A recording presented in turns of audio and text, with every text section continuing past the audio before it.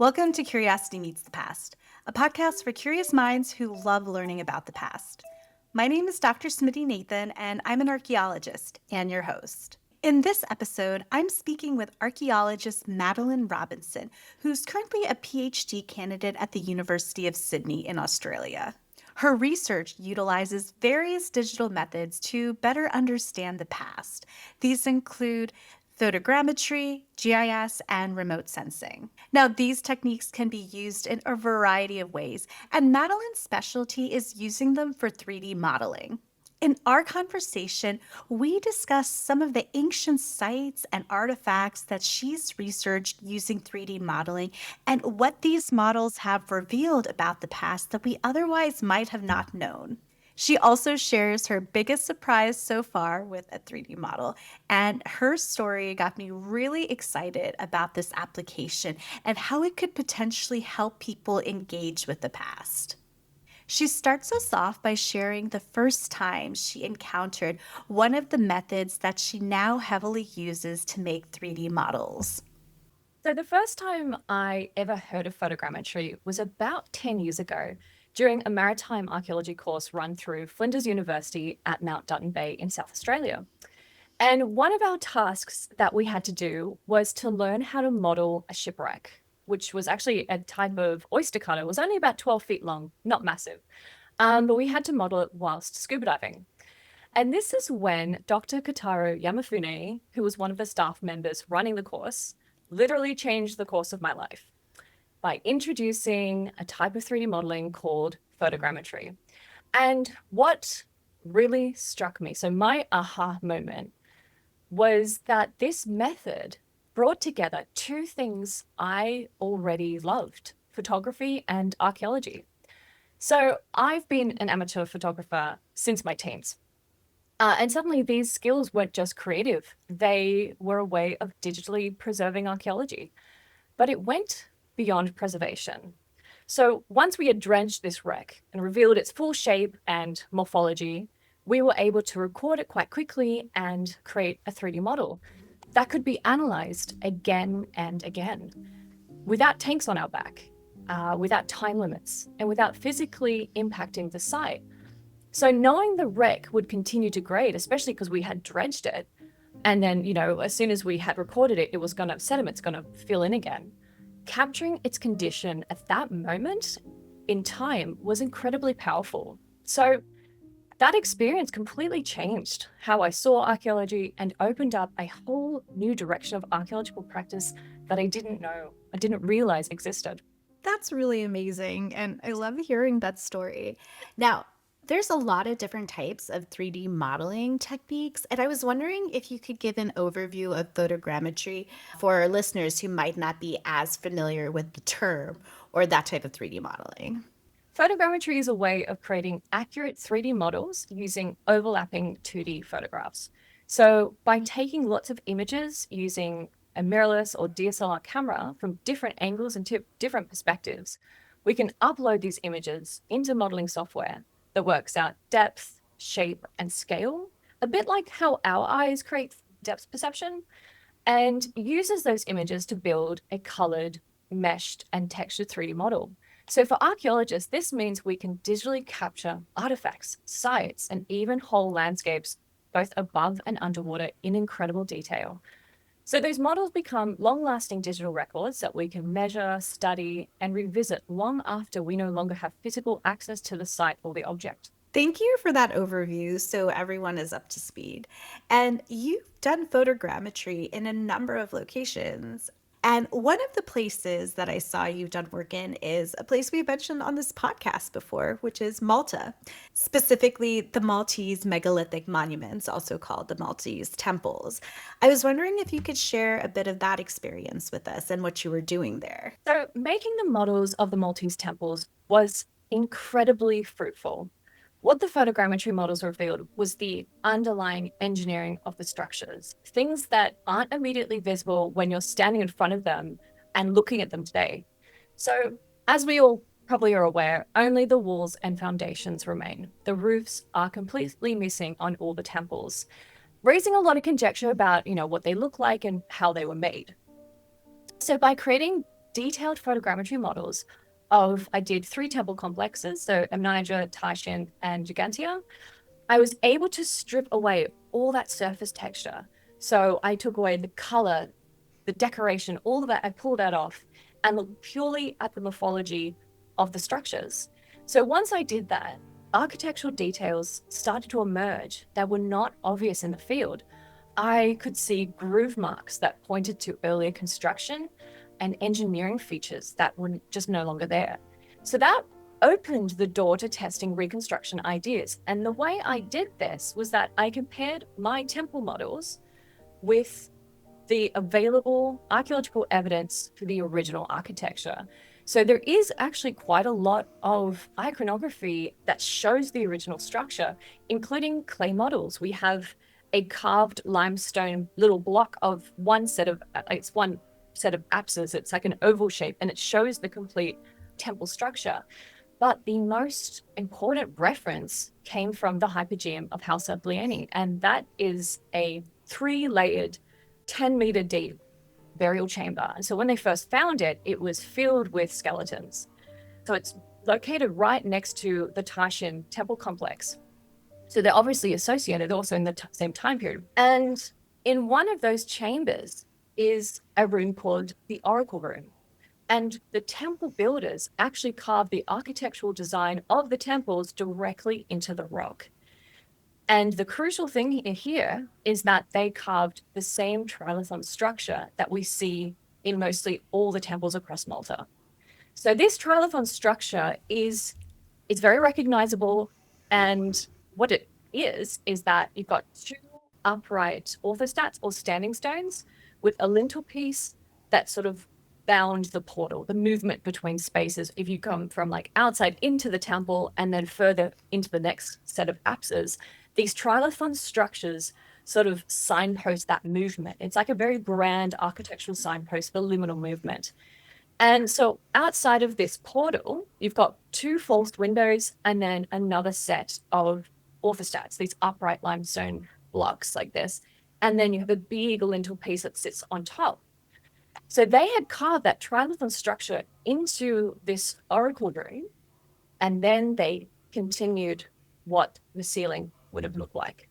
So this was key. And very fortunately, Malta Heritage, who run and maintain the temples, they created a LiDAR model of the hypogeum, and they gave it to me, which was amazing. So what I did was I sort of extracted the oracle room, and with very little resizing, repositioned that onto my photogrammetry models. So that allowed me to test, was this feasible? Did it fit? Did it work? Was it actually architecturally sound? Was it structured in a way that could support all that, massive, either limestone or timber? We don't know which it would have likely been. But I did test both scenarios, and yes, they were both feasible.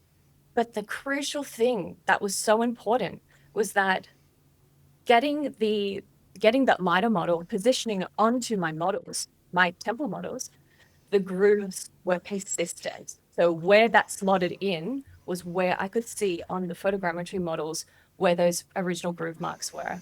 So this was such a big moment. Like, there was no other way I would have been able to do this and verify with the evidence that this was feasible. I just wouldn't have seen those grooves. And I didn't see them in the field, even when I was like staring at these temples for weeks, and either with my own eyes or through a lens, I still didn't see them.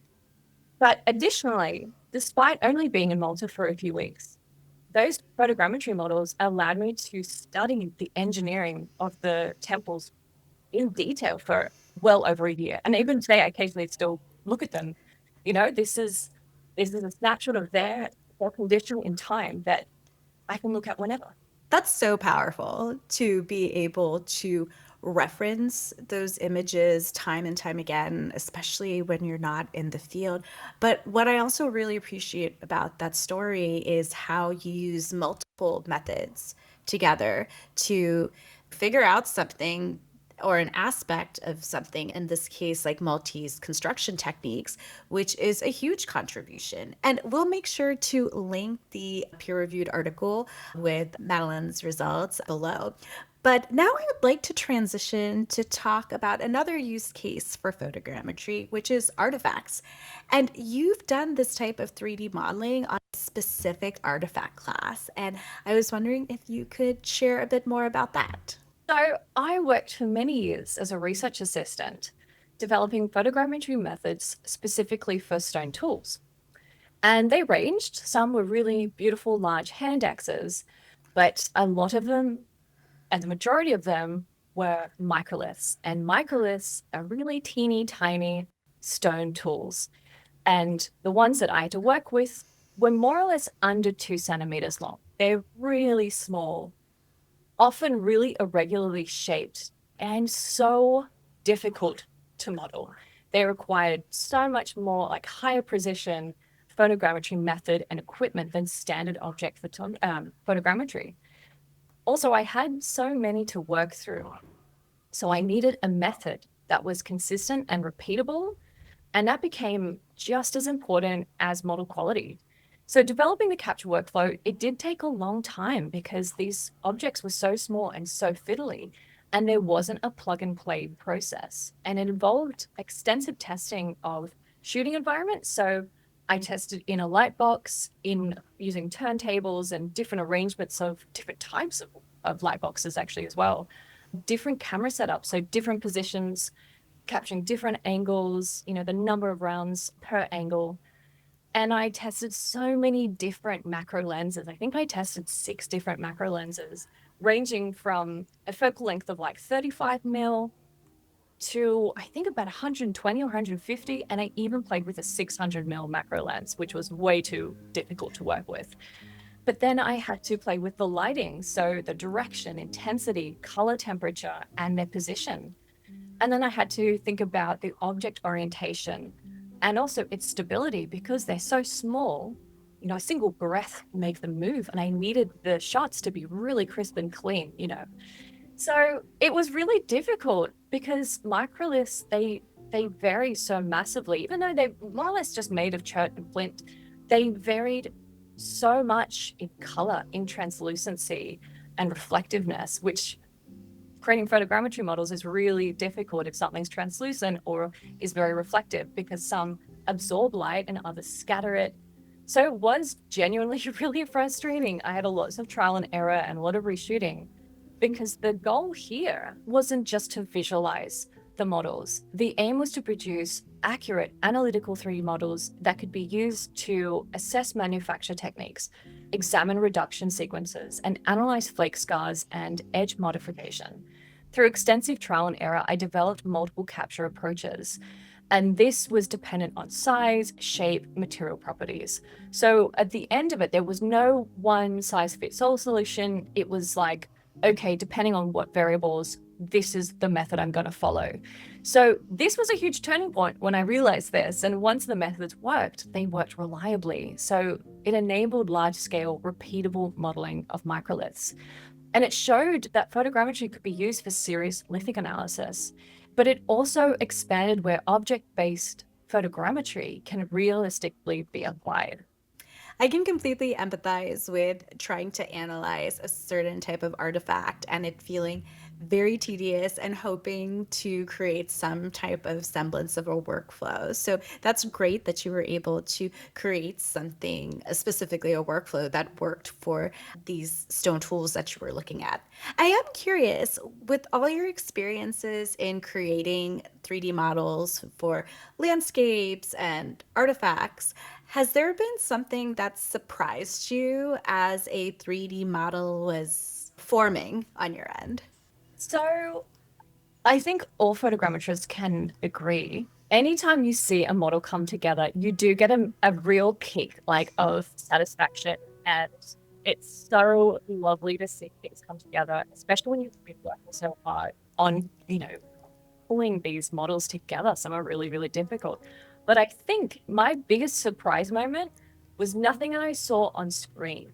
It wasn't the first time that I got a 3D model printed. The The biggest surprise by far was the first time I was able to walk through my models on virtual reality. I had the models projected to scale, and as soon as I put the goggles on, I was no longer in our computer room. I was in the temples again. And it was so surreal. I nearly broke my leg running to run around the temples, nearly damaged so many desks and computers because it was so real. It felt like I was back there again. I don't work a lot with VR. I do the analysis and in teaching photogrammetry, but the the experience and people who have done VR will know exactly what I'm talking about. I was walking on one of the walls at, I think it was the Southern Temple of Amnidra. It's got a really, really tall wall. It's about 5.5 or 6 meters. And I'm on top of the wall because I somehow positioned myself up there and looking down, getting such bad vertigo because I get vertigo anyway. And my God, that's just the feeling that your brain is telling you you're going to fall. You're believing what your eyes are seeing, which is how our brains work. So it struck me how immersive it was. It was so eerie, almost like being back in Malta again. But beyond my personal reaction, something became very clear. It meant that I could share this experience about being in the temples with other people, people who may never travel to Malta or see the temples. They could still experience their scale, their grandeur, their spatial presence, not as a replacement for being there, but as a meaningful way of engaging with them. And that's really one core powerful thing about photogrammetry. It's accessible. It brings people together and opens up opportunities for people to experience places and heritage that might never otherwise have access to. So I think it's a really beautiful and amazing thing. That was such a vivid example, and I appreciate you sharing that and discussing the accessibility aspects of photogrammetry. So, along those same lines, you wrote a book about photogrammetry and archaeology. And one of the things I personally love about the book is that it feels that anyone who is interested in learning about photogrammetry and how to actually do it could read your book and follow along and learn how to do it. I found the book to be very accessible in that regard. So I was wondering if you could share a bit about your thought process in creating and writing the book and what your goal was with it. So the book really grew out of my own research and teaching. As I was developing those photogrammetry methods as an RA, I started writing down my workflows because I have a terrible memory and I need to write everything down. But then suddenly realized I had a lot of material. And at the same time, I realized just from talking to a few students at the University of Sydney, there were many of them that were desperately wanting to learn how to use photogrammetry and apply it to their own research projects. So a friend of mine and I, we were like, let's start a group, let's start a photogrammetry student club at the university. And we called it 3D, which I loved. It was 3D imaging group. I thought it was very well named. And I began teaching and refining these workflows that I'd written down with students. So that experience was crucial because I didn't just learn how to explain photogrammetry. I learned how students actually experience learning it. So I learned how to teach them in a way that was successful, that they responded to. And what became very obvious very quickly was that most students don't struggle with the idea of 3D modeling itself. They love that part. Seeing a model come to life is just so exciting and so rewarding. But where they got overwhelmed is much earlier at the stage where you have to set up and configure the camera setting to obtain correct exposure. It was the principles of exposure that would freak people out and they would get really, really overwhelmed. And it was that point where they realized, hey, on photogrammetry, I heard photogrammetry was really easy. You just point and shoot and you throw into a software and there's the model. No, it can be really technical. And that started to stress out a lot of students. So because of that experience and knowing how people responded to this stuff that I had taken for granted since I was a teen, I know how to set up a camera. I've been doing it for like 20 years, but it was scary for people who didn't know. So I approached writing the book in a very intentional and gentle way. I didn't want to scare anyone. I wanted to introduce topics like, terminology, equipment, and concepts. I introduced them slowly and in very simple terms, which actually is really quite hard to write things like complicated things quite simply. But I wanted to help readers understand why the things work the way they do, especially in the image capture stage, which is the most critical part of the entire process. Because if you take poor photographs, you'll be left with a poor model, and it will take so much more time and energy to fix it in post-processing, to pull all the things together to make it work. So the goal was to take what can seem like a complex or specialist knowledge and break it down into principles that anyone can understand, because you don't need to be a photographer to do photogrammetry. You really don't. You just need to understand a few core ideas. So ultimately, I wrote the book for students who are curious and motivated about photogrammetry, but maybe be a bit intimidated, because the way that I've written this, you don't need any prior knowledge. You really don't. I just walk you through each step along the way. And honestly, if the book helps even just one student feel confident enough to complete their first modeling project, that's a huge win for me. I'm sure it will. And it's already helped me in terms of thinking how to frame certain aspects of digital methods that we use in archaeology. So, again, I think it's a fantastic book. So, technologies can often change quickly, and I've seen a lot of technologies change and adapt or become obsolete in the last 20 some years of doing archaeology, especially when it comes to digital methods. So I'm wondering, what do you think is the future of photogrammetry? I firmly believe that the form of photogrammetry that we've all been working with, what I've been working with over the past decade, is an essential foundation that we had to explore as a stepping stone for whatever is coming next. I have no doubt that many of our current methods will eventually become obsolete. They have to. They always do. 10 years ago, photogrammetry felt novel and experimental and exciting, and now it's commonplace. And the same thing goes for LiDAR, really. The idea of having it, on a phone would have seemed unbelievable not that long ago, and now it's everywhere. I can generate a measurable 3D model on my phone in minutes. The pace of technology change is incredibly fast, and we will absolutely see newer, faster, and more automated methods emerge. I do reckon laser scanning will likely continue to overtake passive remote sensing techniques like photogrammetry in some context, simply because it's quicker and less dependent on lighting or surface conditions. But that doesn't make photogrammetry irrelevant. It was a crucial step in getting us to where we are now and where we're going next. And without it, we would not have developed the workflows, the critical thinking, or even the expectations that we now have about 3D data. So people sometimes ask me, why would I write a book about a technology that's constantly changing? And honestly, it doesn't worry me at all. My book and my contributions more broadly, they're just part of the record of how archaeology learned to think and record in 3 dimensions. So just like photographs, 3D models will remain valuable. They're visual records that preserve archaeological information. And even as technologies evolve, those records don't disappear. They just become part of the story. That was a beautiful answer. I'm also curious to see the evolution of photogrammetry as well as how it's used with some of the other methods you've mentioned, like LiDAR. And as we wrap up here, what do you hope listeners take away about what 3D modeling can reveal about the past? Okay, so there are 3 things I really hope listeners take away from this. The first is that we often underestimate the power of 3D models. They're sometimes dismissed as like inferior replicas or as gimmicky tools used mainly for engagement rather than serious scholarship.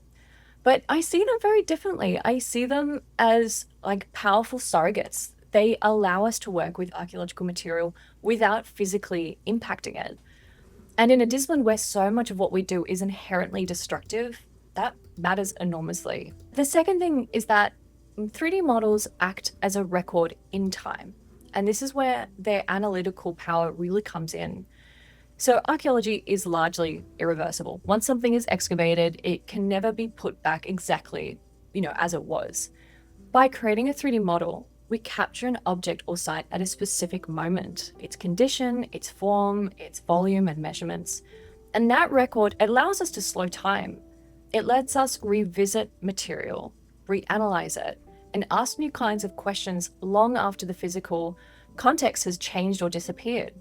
So when you can measure, compare, and visualize things in 3 dimensions, patterns and relationships emerge that simply aren't obvious in 2 dimensions or in the field. And the third and final thing that I would like people to take away from today's conversation is that 3D modeling fundamentally changes who gets access to the past. And this is really crucial. So instead of knowledge being locked away in, storage rooms or labs or behind paywalls, these models can be shared with students, communities, and the public anywhere in the world.